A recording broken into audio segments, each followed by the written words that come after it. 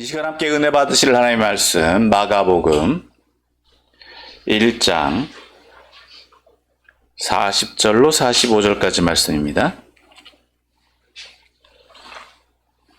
마가복음 1장 40절로 45절까지 말씀.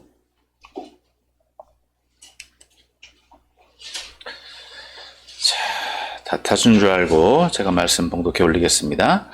한 나병 환자가 예수께 와서 꿇어 엎드려 간구하여 이르되 원하시면 저를 깨끗하게 하실 수 있나이다. 예수께서 불쌍히 여기사 손을 내밀어 그에게 대시며 이르시되 내가 원하노니 깨끗함을 받으라 하시니 곧 나병이 그 사람에게서 떠나가고 깨끗하여 진지라. 곧 보내시며 엄히 경고하사 이르시되 삼가 아무에게 아무 말도 하지 말고 가서 내 몸을 제사장에게 보이고 내가 깨끗하게 되었으니 모세가 명한 것을 드려 그들에게 입증하라 하셨더라. 그러나 그 사람이 나가서 이 일을 많이 전파하여 널리 퍼지게 하니 그러므로 예수께서 다시는 드러나게 동네에 들어가지 못하시고 오직 바깥 한적한 곳에 계셨으나 사방에서 사람들이 그에게로 나아오더라. 아멘.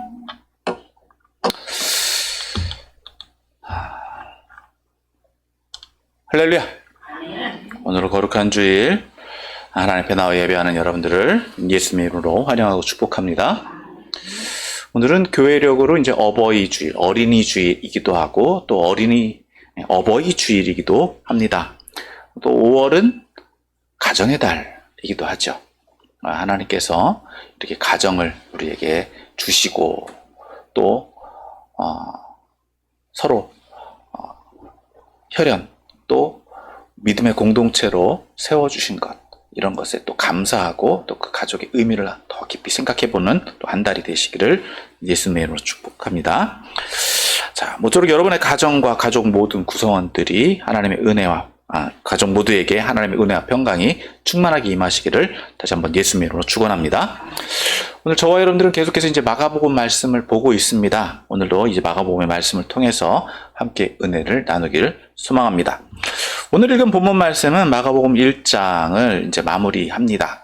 그리고 2장으로 넘어가는 이 전환의 위치에 있는데, 그래서 이 마가복음 1장과 2장에 위치하면서 이 앞에 이제 서론, 예수님이 어떤 분이신가를 정리하고 또 앞으로 어떤 일들이 벌어질 것인가를 또 암시하고 또 소설로 표현하면 소설적 문학적 언어로는 복선이라고 하죠.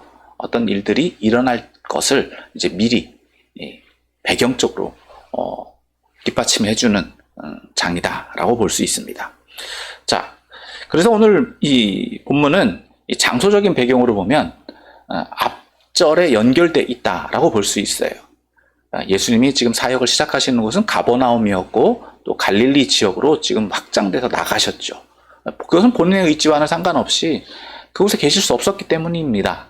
그래서 장소적 배경으로 보면 갈릴리 지역에서 이제 활동하시는 그 장이라고 볼 수 있는데요. 그리고 또 이제 오늘 본문은 예수님의 치유 사건의 맥락에서 또 볼 때 이 본문을 좀 더 이해하기 쉬울 것입니다. 또 오늘 본문은 본문에서도 다루겠지만 이 예수님과 율법과의 관계, 예수님이 어떻게 율법을 바라보고 있는가라는 것도 오늘 잠시 언급을 하게 되고요. 또 마가복음의 저자는 이 부분에 대해서 어떻게 생각하고 있는가라는 것도 오늘 본문을 또 살펴보면서 함께 은혜를 나누기를 소망합니다. 자, 이제 좀 더 깊이 있게 오늘 본문의 내용을 살펴보기를 원하는데, 오늘 본문은 앞서 말씀드린 대로 한 단락입니다. 이 40장 40절부터 45절까지 이제 나병 환자에 대한 한 이야기를 하고 있는데, 그 이 이야기 속에는 좀 여러 가지 내용들이 내포되어 있어요. 좀 우리가 조금 더 깊이 있게까지는 못 들어가겠지만 어떤 의미가 있는지 또 살펴보고 함께 은혜를 나누길 소망합니다. 먼저 40절 말씀을 봅니다. 먼저 40절 말씀을 보면 오늘 앞서 말씀드린 대로 이 본문의 상황, 본문의 배경, 그리고 본문 사건의 핵심은 어떤 일이 일어난 거냐? 자, 한 나병 환자가 예수님께 왔다는 거죠. 앞서 말씀드린 대로 이 배경이 되는 장소가 어딘지는 구체적으로 언급되고 있지 않아요. 갈버나움에서 나와서 예수님이 각 성읍을 다니면서 복음을 증거하시는 가운데 있었다라는 겁니다. 그런데 여러분, 여기서 우리가 알 수 있는 것은 장소적인 이 전제는 뭐냐? 이 나병 환자에게 있어요. 나병 환자, 여러분, 성경에서 나병 환자는 어떤 대우를 받았느냐? 어떤 취급, 어떤 사람이냐라는 겁니다. 자, 먼저 나병이라고 하는 것은 성경에서 이 전염성을 염두해서 제사장이 이 나병이다라고 하는 것을 인준을 하면 이 사람은 공동체에서 추방됩니다. 그래서 이 사람은 공동체에서 추방되지만 그 공동체를 떠나서는 또 살 수가 없어요. 왜냐하면 어디 가서도 환영받지 못하기 때문에 그 공동체에서 멀리 떨어지지 않은, 좀 어떻게 보면 부가적인, 또 잉여물이나 그와 연관된 가족들이나 또 그로 말미암아서 그 공동체 안에서 부산물들로 이 사람들은 생계를 유지할 수밖에 없었다는 겁니다. 자, 공동체에 소속되지 못한, 격리되고 또 무시당하고 인정되지 않는 사람이기는 하지만 그 사람은 어떤 또 처우를 받았느냐, 왜 그 사람에게 이런 병이 임했느냐라는 거예요. 즉 이 사람은 하나님의 저주받은 사람, 하나님이 그를 극도로 미워하셔서 하나님이 그에게 합당한 징벌을 주셨다. 그러니까 전제가 뭐냐? 그는 죄인이다라고 하는 전제가 깔려 있습니다. 그러니까 그는 상종하면 안 되는 사람, 그런 전제가 깔려 있어요. 자, 그래서 그를 만나는 것 자체도 굉장히 불결하게 여겨지고 또 그가 사람들에게 다가왔다라고 하는 것도 굉장히 모욕적인 상황이다라는 겁니다. 자, 그러면 여러분, 이 사람이 예수님께 나왔다라는 거예요. 무슨, 우리가 여기에서 우리가 충분히 이해할 수 있는 것, 좀 장소적인 거를 본다면 예수님은 지금 성 안에 계시느냐 성 밖에 계시느냐라는 거를 좀 어느 정도 추측할 수 있겠죠. 자, 나병 환자가 거하는 곳은 어디다? 성 밖이다라는 거죠. 그리고 사람들이 많이 다니지 않는 곳, 그곳에 예수님이 어느 일정한 장소에 계셨다라고 하는 거예요. 그러니까 나병 환자가 그런 사람들을 만나지 않고 예수님께 나올 수 있는 장소에 예수님이 계셨다라고 하는 겁니다. 자, 그런데 예수님께 나오셨다라고 하는 거예요. 나오셨다, 나왔다. 자, 그러면서 이 사람이 지금 예수님께 요구하는 건 뭐냐? 엎드려 간구하여 이르되 원하시면 저를 깨끗하게 하실 수 있나이다. 자, 이 말은 극도로 자신을 낮춘 상태에서 말하고 있는 것이죠. 나를 치료해달라는 것도 아니고 당신이 치료권을 갖고 있는데 당신이 치료하실 수 있다라고 하는 믿음은 내가 인정한다. 그런데 내가 감히 그렇게 당신에게 요구할 수는 없으니까 어떻게 한다고요? 당신이 원하시면. 그러니까 다시 한번 좀 정리를 하면 모든 것은 좀 충청도식으로 표현한다면 돌려서 말하는 거죠. 당신 나를 치료해 주십시오. 치료해 달라는 건데 내가 감히 그렇게 대놓고 말하지 못하니까 당신이 나를 치료해 주실 마음이 있으면 당신은 나를 치료해 줄 수 있습니다. 라고 지금 얘기하고 있다는 겁니다. 그러니까 예수님께 자신의 치료를 의탁하고 있다라는 거죠. 다시 말해서 자신은 저주받은 존재이고 또 예수님은 자신을 치료하실 수 있는 존재이기 때문에 그러한 믿음을 전제하고 그 앞에 와서 치료를 요청하고 있다라는 겁니다. 자, 그런데 이러한 요청에 예수님이 어떻게 반응하시느냐? 그것은 41절이죠. 41절 전반부에 뭐라고 표현하고 있느냐? 예수께서 불쌍히 여기사. 자, 지금 번역은 불쌍히 여기사예요. 그런데 이전 성경은 뭐라고 이것을 번역했느냐? 민망히 여기사라고 표현하고 있습니다.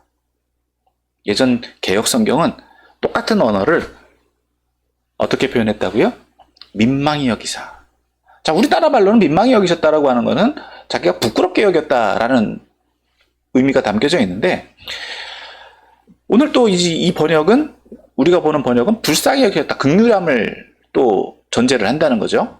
근데 원어상으로 들어가서 보면 이 원어에는 어떤 의미가 담겨져 있냐? 분노가 담겨져 있는 단어입니다. 자, 이 두 번역이 그 의미를 담아내지 못하고 있어요. 이 원어상에는 다시 말씀드리면 어떤 의미가 담겨져 있다고요? 분노가 담겨져 있다라고 하는 거예요. 그러면 이 분노가 어떤 분노냐라는 겁니다. 어떤 분노냐? 우리가 앞서 말씀드린 전제를 본다면, 이 보통 일반 사람들이 이 나병 환자를 보는 시선은 어떠했다고요?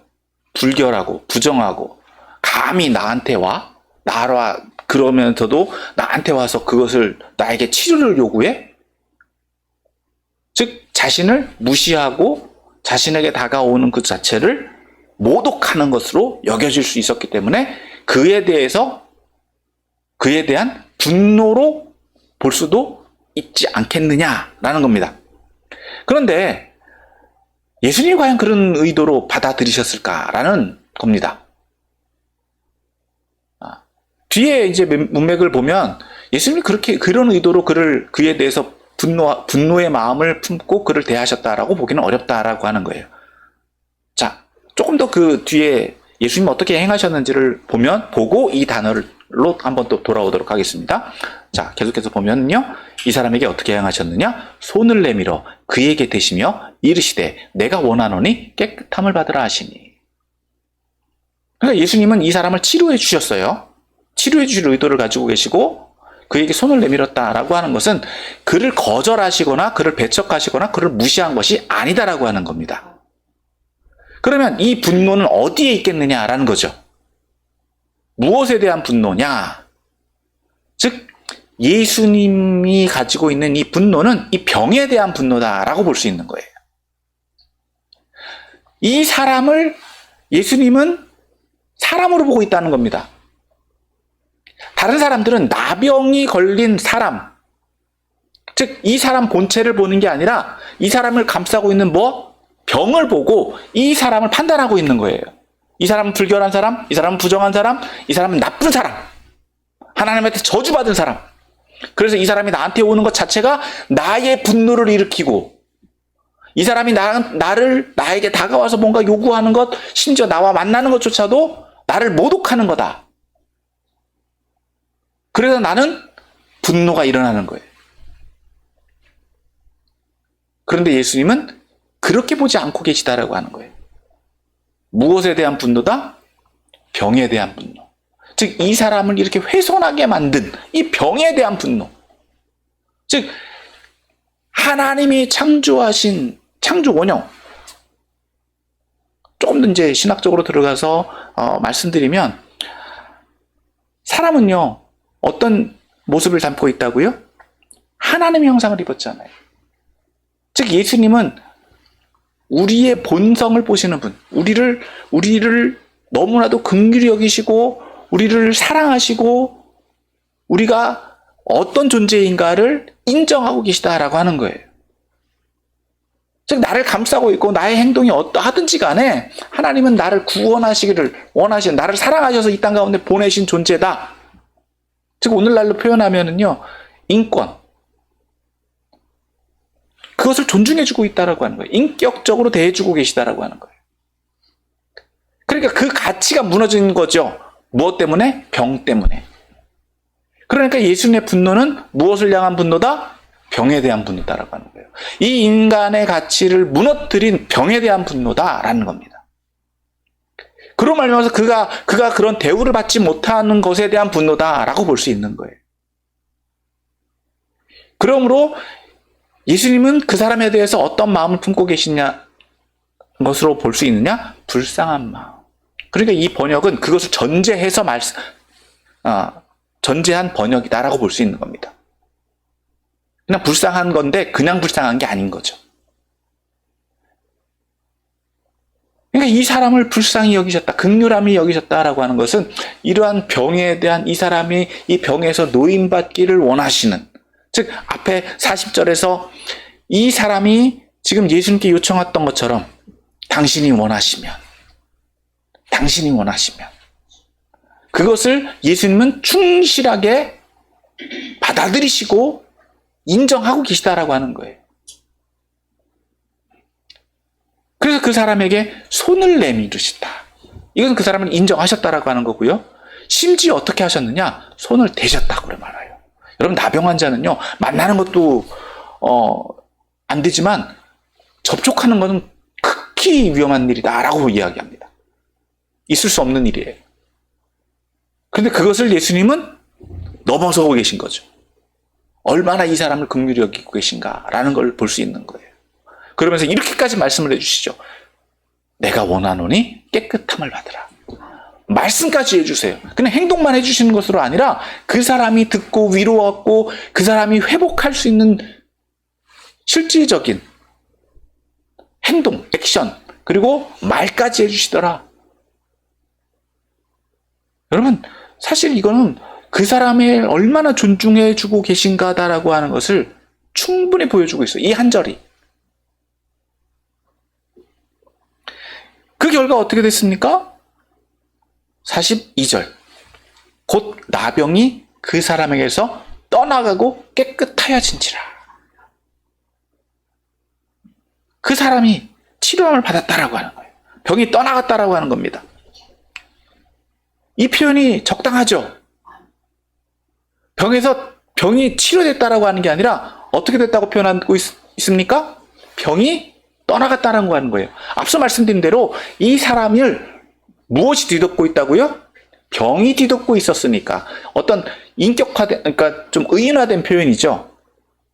이 사람이 병에 걸려 있는 게 아니라, 병에 매여 있는 게 아니라 이 사람을 무엇이 감싸고 있다?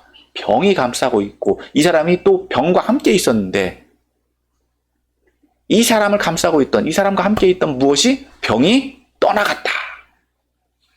떠나가니까 결과적으로 어떻게 됩니까? 하나님이 원래대로 만들어 놓으신 본체로 회복되는 거죠. 그러니까 어떻게 돼요? 깨끗해졌더라. 이렇게 표현하고 있는 거예요. 자, 그렇기 때문에 이것은 예수님이 이런 병에 대해서도 어떤 능력, 병을 제어하고 쫓아낼 수 있는 형상화해서 하나님의 권능과 하나님의 주권으로 그것을 물러가게 하는 능력을 가지신 분이다 라고 오늘 본문은 말해주고 있습니다. 자, 사실 오늘 우리가 또 주의해서 봐야 될 것이 바로 여기부터예요. 43절부터 43절부터 봐야 됩니다. 43절, 44절 또 같이 읽습니다. 시작. 곧 보내시며 엄히 경고하사 이르시되 삼가 아무에게 아무 말도 하지 말고 가서 내 몸을 제사장에게 보이고 내가 깨끗하게 되었으니 모세가 명한 것을 드려 그들에게 입증하라 하셨더라. 자, 예수님은 어떻게 말씀하고 계시다고요? 43절. 엄히 경고하사. 그냥 경고하신 것도 아니에요. 어떻게? 엄히 경고하사. 하지 말라는 거예요. 무엇을? 아무 말도 하지 말라는 거예요. 어떤 말도, 누구에게 치료받았는지, 어떤 경위로 치료받았는지, 자기에게 어떤 일이 일어났는지 발언 금지. 다른 말로 표현하면은 어떤 일도 말하지 말라는 거예요. 침묵. 그리고 무엇을 하라? 치료받은 것을 승인받으라는 거죠. 자, 앞서 말씀드렸죠. 이 나병이 걸렸다라고 하는 것도 누구에게 승인받습니까? 제사장이 이 사람 나병 환자입니다라고 딱 지목하면 이 사람 나병 환자가 되는 거예요. 겉으로 보이든 안 보이든. 치료에 대한 승인도 누가 하느냐? 제사장에게 받아요. 그리고 그에 합당한 예물을 드림으로써 이 사람이 나병에서 노임받았다라고 인정받고 인준되어지면, 승인받으면 공동체로 들어올 수 있어요. 자, 그런데 치료는 누가 하셨습니까? 예수님이 하셨죠. 근데 예수님은 그 자신의 치료를 누구에게 인정하도록 하고 있느냐? 제사장에게. 이게 율법입니다. 한 가지를 먼저 정리한다면 예수님 율법을 파괴하는 분이 아니다라고 하는 거예요. 율법을 존중하고 계시고 율법을 지키도록 권고하십니다. 자, 그래서 누구에게 승인받으면 됩니까? 제사장에게 승인받으면 되고 그에 합당한 예물을 드림으로써 제사장에게 인정받을 뿐만 아니라 하나님에게 제물을 드리는 것으로 이 사람이 치료되었다라고 하는 것이 승인되도록 그것이 끝나는 거예요. 그렇게 해야지. 그래서 입증하라, 증명하라 라는 겁니다. 그래서 그 결과는 뭡니까? 앞서 말씀드린 대로 공동체로 돌아가면 되는 거예요. 일상으로 돌아가면 되는 거예요. 사실 어떻게 보면 그 자체로 이 사람이 무슨 말을 해서가 아니라 이 사람이 어떻게 되었는지가 중요한 게 아니라 그 자체만으로 놀라운 일이에요. 여러분 성경이 조금 이따가도 말씀드리겠지만 성경의 역사 가운데 성경 기록 가운데 나병에서 노인받았다라고 하는 사람은 한 명밖에 없습니다. 누구요? 그것도 기록이 없어서 그런지는 모르겠지만 여러분 나아만 장군 한 사람밖에 없어요. 물론 신명기에는 나병에 걸렸다 또 나병에서 치료받았다라고 하는 절차 그리고 이 승인 내역이 있기는 합니다. 그런데 누가 치료받았느냐는 거예요. 나병이라는 병도 엄청난 병이지만 이것에서 노인받았다라고 하는 것도 엄청난 일입니다. 공동체에서 추방당했던 사람이 공동체로 편입된다라고 하는 것은 그 자체로도 있을 수 없는 일이에요. 그가 굳이 말하지 않아도 돼요. 그냥 그 사람만 보면 알아요. 그런데 예수님은 그렇기 때문에 예수님은 물론 어떤 이유에서인지는 모르겠지만 본문에서 언급되고 있지 않기 때문에 예수님은 뭐라고 말씀하고 계시다고요? 아무 말도 하지 말고 아무에게 아무 말도 하지 말고 먼저 인정부터 받아라는 거예요. 그것도 어떻게 말씀하셨다고요? 엄히 경고하사. 그냥 경고하신 게 아닙니다. 굉장히 격정적으로, 굉장히 중요하게, 굉장히 심각하게 말씀하셨다라고 하는 거예요. 예수님의 명령은 여러분 단순합니다. 어려운 게 아니잖아요. 자, 그런데 이 사람은 어떻게 하고 있습니까? 45절 상반절에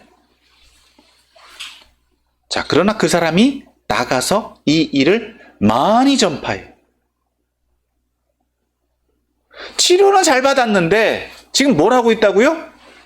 예수님 말씀을 정면으로 어기고 있어요. 아무 말 하지 말라고 그랬으면 아무 말 안 하면 돼요. 그런데 어떻게 해요? 자랑스럽잖아요. 치료받은 게 자랑스럽잖아요. 전하고 싶잖아요.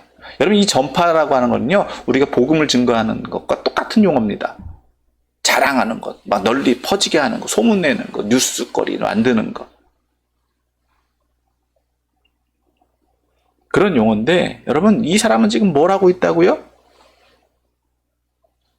예수님의 명령과 정반대되는 행동을 하고 있어요. 막 퍼뜨리고 있어요. 그래서 그 결과가 어떻게 되었다고 본문은 말하느냐? 그러므로 예수께서 다시는 드러나게 동네에 들어가지 못하시고 이미 가버나움에서도 문제가 있어서 사람들이 막 들들들들 해갖고 예수님은 그곳에 거하실 수가 없어서 어떻게 됐다고요? 갈릴리 지역으로 각 성읍마다 복음을 전하고 계시는데 또 이 사람이 와갖고 오히려 자기는 예수님을 자랑하고 예수님을 인정하고 예수님한테 더 높이고 싶었겠죠. 여긴 본문에 나오지 않지만 충분히 추측할 수 있어요. 그런데 결과적으로 자기는 예수님 사역을 돕겠다라고 했겠지만 결과적으로는 어떻게 되었다고요? 예수님이 사역에 방해가 되는 요소가 되고 말았다. 치료는 잘 받아놓고 엄청난 치료를 받아놓고 하지 말라면 하지 말면 되는 거잖아요. 앞서 말씀드린 대로 그 자체만으로도 아무 말 안 해도 되는 거예요. 바깥에 나갔던 사람, 공동체 바깥에 추방되었던 사람, 유리되었던 사람, 구별됐던 사람, 사람들이 모릅니까? 알죠? 아무 말 안 해도 돼요. 제사장한테 인정받은 것 자체만으로도 그냥 가만히 있어도 소문 나요. 그런데 굳이 자기가 숟가락을 하나 더 얹음으로 인해서 결과적으로는 예수님이 다시는 성읍에 못 들어가는 방해 요소가 되고 있어요. 장애 요소가 되고 말았어. 그러니까 결과적으로 예수님이 지금도 노숙을 하고 그런 외곽 지역에 계시는데 더 오히려 바깥 한적한 곳에 계시는 결과를 더 낳게 되었다. 자, 그런데 결과적으로는 뭐냐? 그럼에도 불구하고요, 어떻게 하고 있다고요? 이게 중요합니다. 마지막. 사방에서 사람들이 그에게 나아오더라. 예수님의 사역이 방해되고 장애가 있을지라도 예수님의 사역이 중지된다, 중지되지 않는다. 중지될 수는 없어요. 그냥 반대 요소, 방해 요소. 그럴 뿐이다 라는 겁니다. 그래서 여러분, 앞서 말씀드렸지만 예수님의 사역을 우리 입장에서 막 돕겠다 이런 것도 있겠지만 여러분, 예수님은 자신의 사역을 하나님이 주신 범위 내에서 잘 감당해 나아가시는 분이고, 더불어서 율법을 준수하시고 율법을 어느 정도 존중해 가고 있지만, 여러분 본문에서 마가는요, 그렇다고 해서 예수님이 철저하게 율법을 지키도록 하고 있느냐? 사실 예수님에 대해서 이 마가는 예수님 율법을 준수하는 정도로까지만 얘기하지 율법에 매여 있다라고 하는 것까지 극단적으로 표현하고 있지는 않습니다. 그런 정도로만 우리가 이해를 하면 되고요. 자, 이건 이제 우리가 적용하면서 다시 한번 볼 건데, 자, 오늘 본문에서 그러면 우리가 적용해 볼 것은 첫 번째로 예수님 어떤 분이냐는 거예요. 예수님 어떤 분이냐. 앞서 말씀드린 것처럼 오늘 본문에서 나병 환자가 예수님한테 찾아왔다라고 하는 것은, 우리는 그냥 오늘날 우리 문화 속에서는 극심한 병들인 사람들이 예수님 정말 자기가 살기 위해서 찾아왔겠구나 할 수 있잖아요. 이해할 수 있죠. 왜냐하면 예수님에 대한 우리가 배경 지식, 예수님 어떤 분이다라고 하는 것을 알고 있기 때문에 어느 정도 이해할 수 있습니다. 그런데요, 여러분, 앞서 말씀드린 것처럼 이건 엄청난 사건이에요. 사회에서 지탄받는 사람입니다. 나병 환자는. 부정한 사람이에요. 존중받지 못하는 사람이에요. 그 사람과 함께 있는 것 자체로도 같이 불결해진다라고 인정받을 수 있어요. 그런 사람이 예수님께 찾아왔다. 앞서 말씀드렸죠? 일반인들이 그를 바라보면 어떻게 한다고요? 화낸다고요. 분노가 일어난다는 거예요. 자, 무슨 말이냐? 오늘날에 우리 교회에 노숙자가 찾아오고 살인범이 찾아오고 사회에서 지탄받는 그런 사람들이 오는 거예요. 어떻게 하시겠습니까? 실질적으로 우리가 생각을 한번 해봐야 된다는 거예요. 어떻게 하겠느냐는 거예요.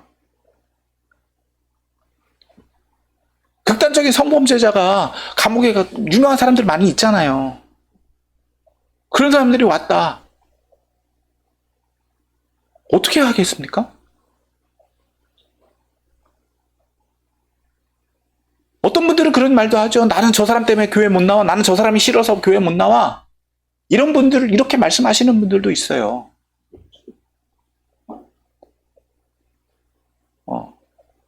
또 이렇게 말씀하시는 분들도 계시죠.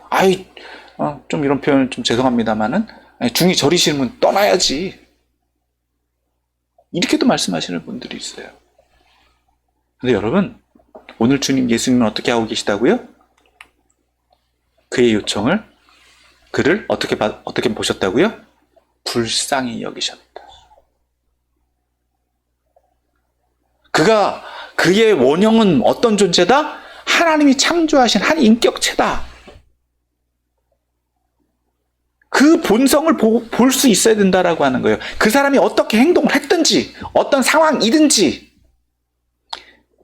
그 사람을 우리가 정죄하거나 그 사람을 비판하거나 비평하는 거는 나의 권한이 아니다라고 하는 거예요.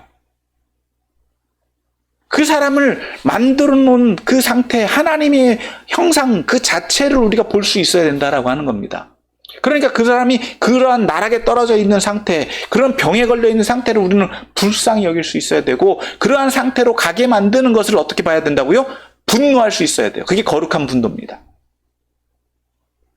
물론 거기에 우리가 더 과하게 돼서 그 사람을 지도하겠다, 그 사람을 가르치겠다라고 하는 의분이 일어나기도 해요. 그 사람에게 도우려고, 그 사람을 돕고 싶어가지고 어떻게 하다 보면 그 사람이 못 따라오는 것 때문에 화가 나기도 하고요. 아무리 얘기해도 듣지 않는다라고 해서 내가 막 분노하기도 하고, 그런 경우들이 있습니다. 그런데 여러분, 우리가 거기까지 가기보다 먼저 봐야 되는 건 뭐냐? 예수님이 그 나병 환자를 보셨던 것처럼 우리 또한 어떻게 봐야 된다고요? 불쌍히 여기는. 그 사람이 정상적인 행동을 못하는 것에 대한 안타까움. 우리는 그 선에서 그를 불쌍히 여기고 그를 긍휼히 여길 수 있어야 된다라고 하는 거예요.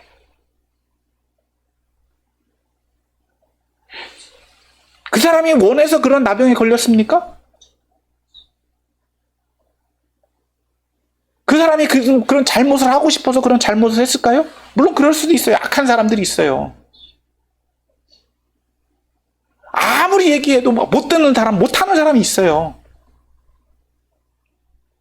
그러나 정죄의 대상, 심판의 대상은 우리가 아니다라고 하는 거예요.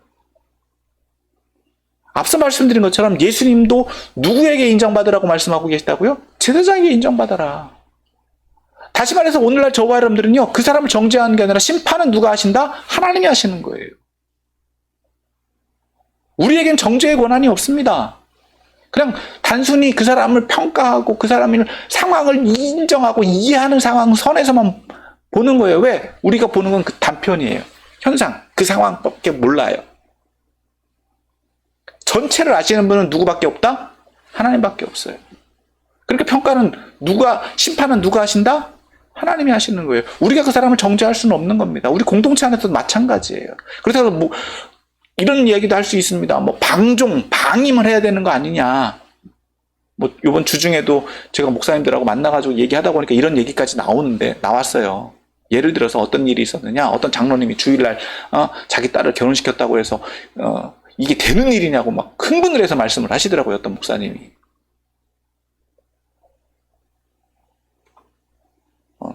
다른 목사님은, 그럴 수 있지 않느냐 또 이제 얘기를 하셨는데, 저는 그 사람 이렇게 말씀드렸어요. 양쪽 중재를 하면서.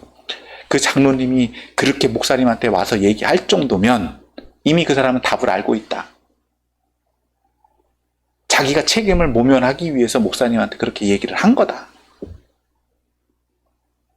분명한 거는 원칙, 우리가 그것을 정해놓은 룰, 그 교회가 가지고 있는, 목사님이 가지고 있는 어떤 교회 공동체가 가지고 있는 약속이 있지 않느냐. 그것을 합당하게 지킬 수 있도록 서로 공고하고, 물론 잘못했다 하더라도 우리는 그것을 어느 정도까지 어떻게 이해하겠느냐는 거예요. 그 선이 중요하다. 물론 극단적인 어떤 교회들은요, 그런 장로님이 계시다라고 하면 징계도 하고 징벌도 하고 그래요. 그런데 우리가 거기까지는 아니지만 그 사람을 존중하고 그 사람이 회복할 수 있도록 도와주는 역할이 교회가 해야 되는 역할 아니겠느냐. 언제부턴가 교회 안에서는요, 징계하고 징벌하고 사람을 판단하는 일에 우리가 더 열심히 내고 있는 것들을 보게 돼요. 물론 안 듣는 사람, 제대로 안 하는 사람 보면 답답하죠. 화도 나고요. 그런데 우리가 어떤 심정이냐라고 하는 거예요. 이 나병 환자와 같이. 우리 또한 예수님 앞에 나아갈 수도 없는 존재들 아니겠느냐라는 겁니다. 우리가 언제부터 떳떳하게 살았느냐는 거예요. 누가 원하셨기 때문에? 예수님이 우리를 긍휼히 여기셨기 때문에. 예수님이 우리를 불쌍히 여기셨기 때문에. 사람들에게서 외면당하고 격리되어지고 공동체 안에 들어오지도 못하는 존재들을 예수님은 불쌍히 여기셔서 우리에게 이런 나병 환자 같은 우리들에게 손 내미셔서 우리 직접 만져주시고 내가 원하노니 깨끗함을 받으라. 회복의 기회를 주셨다라고 하는 거예요. 오늘 저와 여러분들이 그런 은혜 받은 사람들인 것을 믿으시길 바랍니다. 그러므로 여러분, 사실 다시 한번 말씀드리지만 세상 사람들이 그런 얘기 많이 하잖아요. 교회 문턱 넘기가 참 힘들다고. 맞아요. 저도 인정해요. 인정해요. 저희 대문 앞에도 턱이 있어가지고. 네. 근데 여러분, 그 턱은요, 예수님이 쌓아놓은 게 아니에요. 누가 쌓아놨습니까? 예수님은 그 담이 없도록 만드셨는데, 알량하게 먼저 구원받았다라고 하는, 은혜를 안다라고 하는 저와 여러분들이 쌓아놓은 게 아니겠느냐라고 하는 거예요.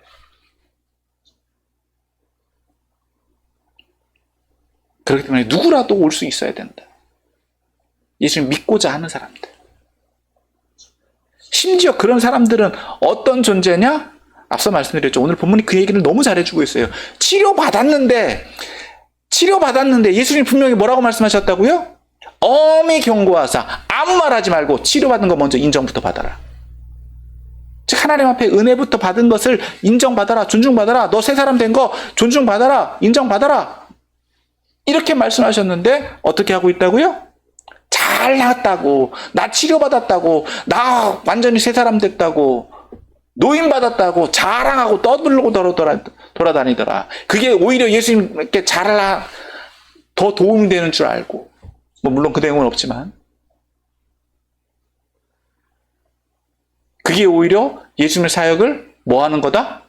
방해하는 거다. 오늘날 앞서 말씀드렸죠. 그게 교회 문턱 높이는 거예요. 교회 문턱이 그냥 높아지는 게 아닙니다. 나 이런 축복 받았습니다. 나 이런 은혜 받았습니다. 나 이렇게 잘 됐습니다. 여러분, 자랑할 때가 있고요. 조용히 할 때가 있어요. 자랑해야 될 때가 있고 조용히 할 때에 그걸 분별할 수 있는 것도 지혜예요. 예수님이 조용히 하라고 하면 여러분 조용히 하면 돼요. 어려운 일 아니지 않습니까? 문제는 내가 조금이라도 뭔가 좀 내 생각이 들어가는 것 자체가 위험하다라고 하는 거예요. 좀 극단적으로 표현하면 그러면 우리는 아무 생각도 하지 말고 그냥 하라면 하라는 대로 하고 뭐 그래야 됩니까? 이렇게도 극단적으로 말씀하시는 분들도 있어요. 예. 근데 극단적으로 말하는 게 아니잖아요. 저희가 얘기하는 건. 물론 우리도 이런 찬양 부르잖아요. 주님 가라 하시면 가고 멈추라 하시면 멈추겠다. 여러분, 우리가 로봇으로 살라는 게 아니라 복종, 완전한 복종. 물론 그러면 더 좋겠지만 주님께서 우리에게 요구하시는 건 뭐다? 순종이잖아요. 내 의지가 같이 발현되어지는 것. 주님의 뜻에 나를 같이 가는 것. 내가 잘났다라고 내가 조금 더 어떻게 잘해가지고 하겠다. 이게 공동체 유익을 주는 거겠지. 이건 나만의 생각이고요. 그게 오히려 공동체의 또 사역에 방해되는 요소가 될 수 있다라는 것을 오늘 본문은 말해주고 있어요. 근데 문제는 여러분, 그렇게 자랑하는 건 좋을 수 있는데 결과를 항상 우리는 생각해야 되는 거예요. 결과적으로 어떻게 됐다고요?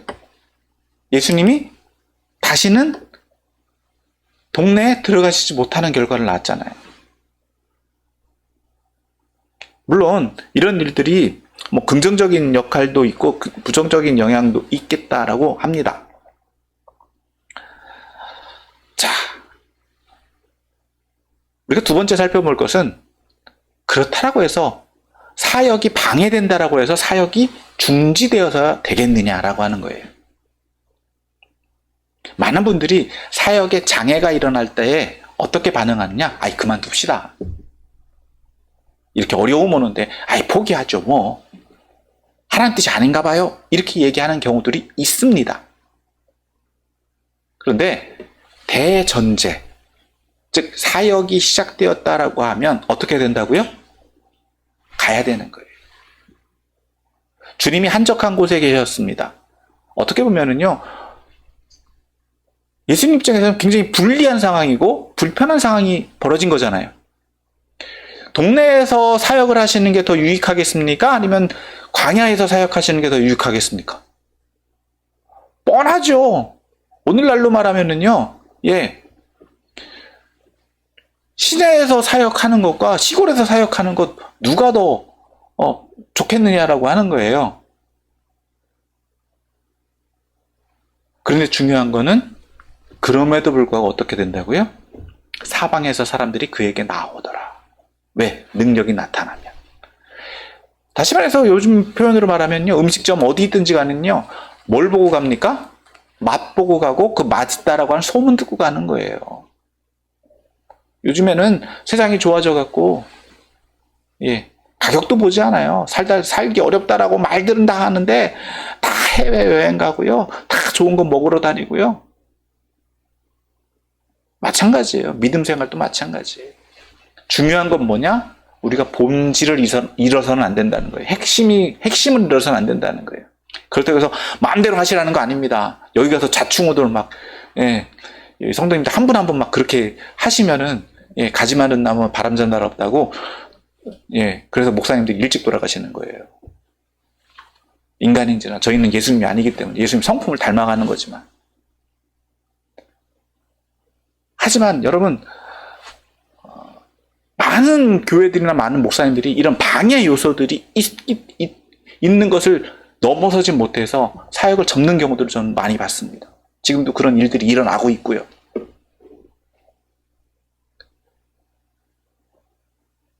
이 말씀을 드리는 것은 우리 또한 이런 일들이 있을 수 있다라고 하는 거예요. 교회가 성장하다 보면 여러 가지 방해 요소들이 있습니다. 또 반대되는 충돌도 일어납니다. 그러나 그 상황이 벌어졌다고 해서 그 상황이 우리에게 주신 목표를 포기하게 만드는 일이 되어서는 안 된다라고 하는 거예요. 그 상황이 일어났다 하더라도요, 주님의 사역은 중지되어서는 안 된다는 거예요. 또 중지되지도 않습니다. 이 사람이 엉뚱한 짓을 해서 예수님의 사역에 방해가 되는 요소가 되었습니다. 그건 인정해야 돼요. 결과적으로는 예수님에게도 피해가 되었죠? 하지만 주님은 그 상황에 대해서도 자신의 사역을 멈추지 않으신다라고 합니다. 물론 이것이 시발점이 되어서 앞으로 여러 가지 논쟁들이 일어납니다. 또 예수님에 대한 율법적인 문제들이 많이 발생되기도 해요. 앞서 말씀드렸죠. 이것이 복선이라고. 율법과의 어떤 예수님이 율법을 어기셨다, 또 나병 환자를 만나셨다, 뭐 이런 것들이 딱 빌미가 돼서 결과적으로는 예수님이 십자가를 지실 수밖에 없는 상황들이 다 요소가 돼요. 또 바리새인들과의 충돌, 제사장들과의 충돌, 이런 논쟁들이 다 여기서부터 시작을 합니다. 이런 것들이 있다 하더라도요, 여러분 포기해서는 안 되는 거예요. 그리고 세 번째 우리가 적용할 것은 뭐냐? 이런 일들을 이루어 가실 수 있던 것, 이런 일들을 이루어 가실 수 있었던 것은 예수님에게 원칙이 있어서 그래요. 사역에 대한 원칙. 다시 말해서 앞서 잠깐 말씀드렸죠. 예수님 율법을 무시하신 거나 부정하시지 않았다라고 하는 거예요. 자, 다시 한번 말씀드립니다. 이 나병은 누가 치료했습니까? 예수님이. 그러면 이 나병이 치료되었다라고 하는 것을 예수님이 승인하셔도 됩니까? 안 됩니까? 안 되죠. 율법은 분명히 뭐라고 말하고 있다고요? 제사장에게 승인을 받고 그에 합당한 예물을 드리도록 되어 있어요. 그러니까 예수님은 원칙을 지키고 계신 거예요. 많은 사람들이 자유라고 해서 자기 마음대로 해도 되는 줄 아는데 여러분 그렇지 않아요. 규칙이 있습니다. 약속이 있습니다. 그 약속과 규칙 속에서 우리가 같이 가는 거예요. 그게 뭡니까? 질서예요. 더 나아가서 이 말은 무슨 말이냐? 말씀대로 살자는 거예요. 정리하면 이것이 율법화되어서는 안 되겠지만 율법을 어겼다라고 해서 그 사람을 정죄하는 게 아니라 그 사람을 불쌍히 여길 수 있어야 돼요. 그 사람을 긍휼히 여길 수 있어야 되죠. 율법을 지킬 수 있다라고 하는 건요, 엄청난 은혜입니다. 엄청난 특권입니다. 약속을 지킬 수 있다라고 하는 것도 엄청난 은혜예요. 근데 그 자격을 스스로 박탈하고 포기했다? 그걸 또 심지어 모른다? 불쌍한 겁니다. 우리는 그것을 불쌍하게 봐야 되는데 대체로 어떻게 반응한다고요? 우리 또한 같이 분노하고 같이 성내고 같이 정죄한다? 그러면 뭐라고요? 쌤쌤이에요. 다를 바가 없어요. 내가 더 뛰어난 존재가 아니다라고 하는 겁니다. 오히려 그런 사람들을 긍휼히 여기고 불쌍히 여기고 어떻게 하면 저 사람을 도울 수 있을까? 어떻게 하면 저 사람이 원상복귀 될 수 있을까? 그걸 생각할 수 있는 게 더 은혜가 아니겠습니까? 그리고 또 약속을 하다 보면 이런 원칙을 지키다 보면 편법이 일어나기도 해요. 불법이 자행되기도 해요. 우리는 이해는 하고 그것을 인식은 할 수 있어야 됩니다. 그것에 대해서 완전히 몰라야 된다? 저는 그렇게 보지 않아요. 왜? 불법을 행하는 것도 알아야 되고요. 편법을 행하는 것도 알아야 된다고 저는 봐요. 왜? 내가 그럴 수 있기 때문에. 또 남이 그런 일을 하더라도, 앞서 말씀드렸죠? 그런 일을 하더라도 그것을 품을 수 있기 위해서. 그래서 우리가 정리하면 뭐냐? 말씀대로 말씀을 우리의 삶 가운데서 어떻게 적용하며 살아갈 거냐는 거예요. 주님 앞에 순종한다는 게 어떤 의미냐라고 하는 거예요. 자, 오늘 말씀을 정리합니다. 오늘 본문은 1장의 서론을 마무리하면서 또 앞으로 발생되게 될 여러 문제들을 또 원인적인 배경을, 근원을 설명해 줍니다. 더불어서 예수님이 어떤 분이나라고 하는 것까지도 말씀해 주고 있습니다. 사람을 그 사람의 눈에 보이는 존재만으로 보는 것이 아니라 그 사람의 본성을 보고 그 사람을 치료하기를 원하셨던, 그 사람의 원상으로 회복되기를 원하셨던 분이 바로 예수님이다. 심지어 그의 사역이 방해되는 상황에 있더라도 그것을 인정하시고 그것을 순응하시고 그 사역에 더 충실하게 그것을 이끌어 가시는 분이 바로 예수님이다 라는 겁니다. 그런 예수님을 오늘 저와 여러분들을 또 따라가야 되고, 그런 예수님을 닮아가고 또 예수님과 같은 사역을 감당해 나가는 저와 여러분들이 되어야 되고, 또 나병 환자와 같은 이런 소외되고 또 부정당하는 존재들조차도 예수님 인정하시는 것처럼 오늘 저와 여러분들을 위협하고 또 우리 어떻게 보면 자존심과 자존감을 무너뜨리려고 하는 그런 존재들을조차도 우리는 끌어안고 불쌍히 여길 수 있는 마음을 품고 그들에게 기회를 줄 수 있는 그러한 믿음의 사람들이 다 되는 것이 오늘 본문을 통해서 우리에게 주시는 말씀인 줄 아시고, 또 그런 예수님을 만나고 예수님과 동행하는 저와 여러분들이 다 되시기를 예수님의 이름으로 축원합니다.